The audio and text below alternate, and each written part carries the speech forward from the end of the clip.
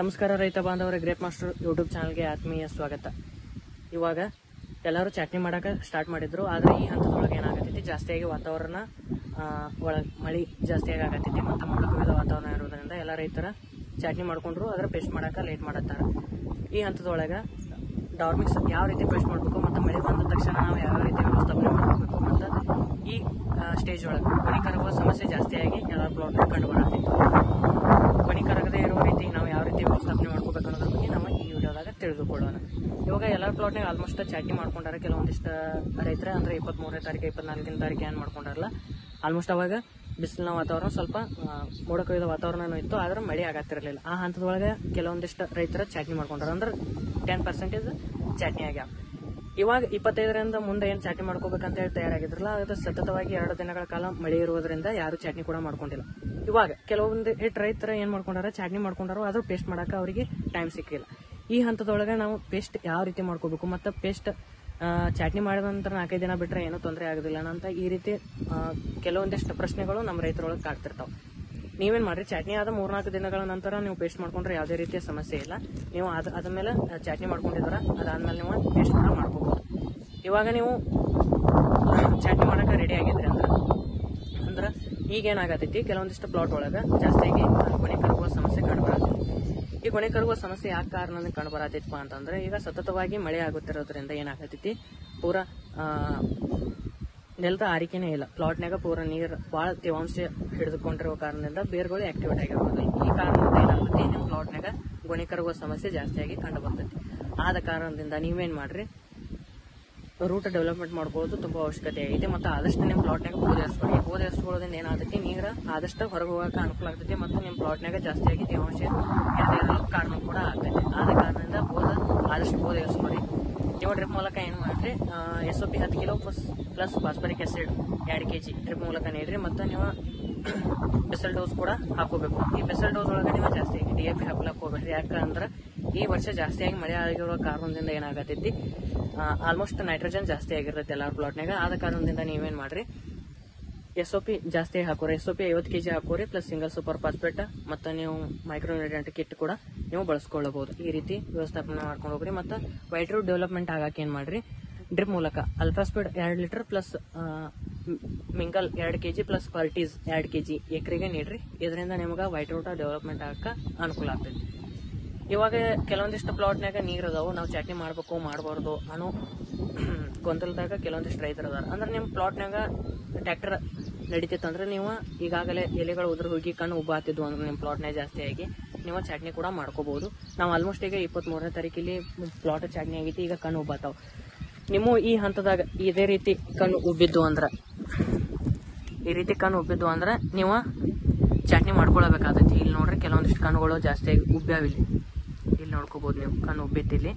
ಇಲ್ಲಿ ಹಿಂಗೆ ಕಣ್ಣುಗಳು ಉಬ್ಕೊಂಡಿತ್ತು ಅಂದ್ರೆ ನೀವು ಚಟ್ನಿ ಮಾಡ್ಲೇಬೇಕಾಗತ್ತೆ. ಮತ್ತು ಆಲ್ಮೋಸ್ಟ್ ನೋಡ್ರಿ, ನೆಲನೂ ಈಗ ಅಷ್ಟು ತೇವಾಂಶ ಒಳಗಿಲ್ಲ. ಇಲ್ಲಿ ನೆಲದ ತೇವಾಂಶ ಕಡಿಮೆ ಆಗೈತಿ. ಮತ್ತು ಇಲ್ಲಿ ಕಳೆನಾಶಕ ಸಿಂಪರಣೆ ಕೂಡ ಮಾಡ್ಕೊಂಡಾರ. ನಿಮ್ಮ ಟ್ರ್ಯಾಕ್ಟರ್ ಈ ಸಾಲಿನೊಳಗೆ ನಡೀತಿತ್ತಂದ್ರೆ ನೀವು ಚಟ್ನಿ ಮಾಡ್ಕೋಬಹುದು. ಇಲ್ಲಾಂದ್ರೆ ನೀವು ಲೇಟ್ ಮಾಡಿ ಚಟ್ನಿ ಕೂಡ ಮಾಡ್ಕೋಬಹುದು. ಅಂದ್ರೆ ನಿಮ್ಮ ಪ್ಲಾಟ್ ಅಕ್ಟೋಬರ್ 5ರಿಂದ ಪ್ಲಾಟ್ನಾಗ ಲೇಟಾಗಿ ಚಟ್ನಿ ಕೂಡ ಮಾಡ್ಕೋಬಹುದು. ನಾವಿಲ್ರಿ ಈಗಾಗಲೇ ಏಪ್ರಿಲ್ ಸಿಂಪರಣೆ ಮಾಡ್ಕೊಂಡಿದ್ದೀವಿ, ನಾವು ಮಾಡ್ಕೋಬೇಕೋ ಬೇಡ, ನಾವು ಆಲ್ರೆಡಿ 50% ಎಲೆಗಳು ಉದ್ರ್ಯಾವು. ಈ ರೀತಿ ರೈತರು ಜಾಸ್ತಿ ಆಗಿರ್ತಾರ, ಅಂದ್ರೆ ಏಪ್ರಿಲ್ ಕೂಡ ಸಿಂಪರಣೆ ಮಾಡಿರ್ತಾರೆ. ಆದ್ರೆ ಈಗೇನಾಗತೈತಿ, ಸತತವಾಗಿ ಮಳೆ ಆಗಿರೋ ಕಾರಣದಿಂದ ಏಪ್ರಿಲ್ನ ಪರಿಣಾಮ ಜಾಸ್ತಿಯಾಗಿ ಕಂಡು ಬರೋದಿಲ್ಲ ಇರ್ತೈತಿ. ಬಟ್ ಜಾಸ್ತಿಯಾಗಿ ರಿಸಲ್ಟ್ ಬಂದಿರೋದ.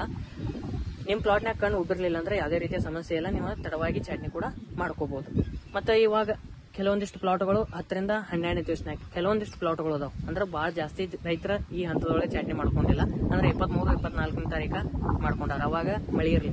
ಅದಕ್ಕಿಂತ ಮೊದಲು ಮಾಡ್ಕೊಂಡಿದ್ರಿ ಅಂದ್ರೆ ನೀವು ಈಗ 10ರಿಂದ 12 ದಿವಸ ಸ್ಟೇಜ್ ಒಳಗಿರ್ತಾರ, ನಿಮ್ಗೆ ಗೊನೆ ಕರಗುವ ಸಮಸ್ಯೆ ಜಾಸ್ತಿಯಾಗಿ ಕಂಡುಬರಲ್ಲ. ಈ ಹಂತದೊಳಗೆ ಗೊನೆ ಕರಗದೇ ಇರುವ ರೀತಿ ನಾವು ಯಾವ ರೀತಿ ವ್ಯವಸ್ಥಾಪನೆ ಮಾಡ್ಕೊಂಡು ಹೋಗ್ಬೇಕು ಅಂತಂದ್ರೆ, ನೀವು ಸಿಂಪರಣೆ ಮುಖಾಂತರ ಏನ್ ಮಾಡ್ರಿ, ಗ್ರೇಪಾ 1 ಲೀಟರ್ ಪ್ಲಸ್ ಅಲ್ಗಾಮಿಡ್ಸ್ 400 ಮಿಲಿ ಪ್ಲಸ್ M45 400 ಗ್ರಾಮ್ ಈ ರೀತಿ ಸಿಂಪರಣೆ ಮಾಡ್ಕೊರಿ. ಈ ಸಿಂಪರಣೆಯಿಂದ ನಿಮಗೆ ಗೊನೆ ಕರಗದೇ ಇರುವ ರೀತಿ ಇರ್ಲಾಕ ಅನುಕೂಲ ಆಗತೈತಿ. ಇದ ನಾವು ಹೇಳುವಂತ ಔಷಧಗಳು ಎಲ್ಲಿ ಸಿಗ್ತಾವಪ್ಪ ಅಂತಂದ್ರೆ, ನಾವು ಹೇಳುವಂತ ಔಷಧಗಳೀಗ ನಿಮ್ಗೆ ತಿಕೋಟ ಒಳಗ ರೇಣುಕಾ ಕೃಷಿ ಸೇವಾ ಕೇಂದ್ರ ಜತ್ ರೋಡ್ ಸಿಗ್ತಾವ. ಮತ್ತು ವಿಜಯಪುರ ಒಳಗ ದೇವ್ರ ಎಂಟರ್ಪ್ರೈಸಸ್ ಒಳಗೆ ಸಿಗುತ್ತಾವು.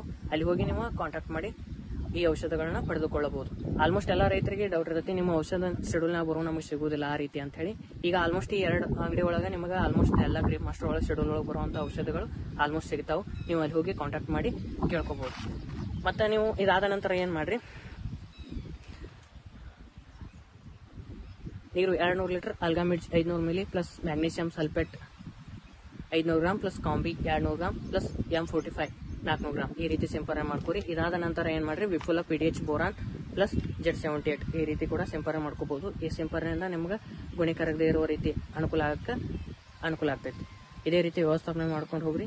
ನಿಮ್ದು ಆಲ್ಮೋಸ್ಟ್ ಈಗ ಚಟ್ನಿ ಆಗಿತ್ತು, ಆದ್ರೆ ಪೊಂಗ ಸ್ಟೇಜ್ ಒಳಗೆ ಇತ್ತಾರ ಮತ್ತೆ ನನಗೆ ಕೆಳಗಡೆ ಕಾಮೆಂಟ್ ಮಾಡ್ರಿ, ನಾವು ಅದ್ರ ಬಗ್ಗೆನೂ ವಿಡಿಯೋ ಮಾಡೋಣ.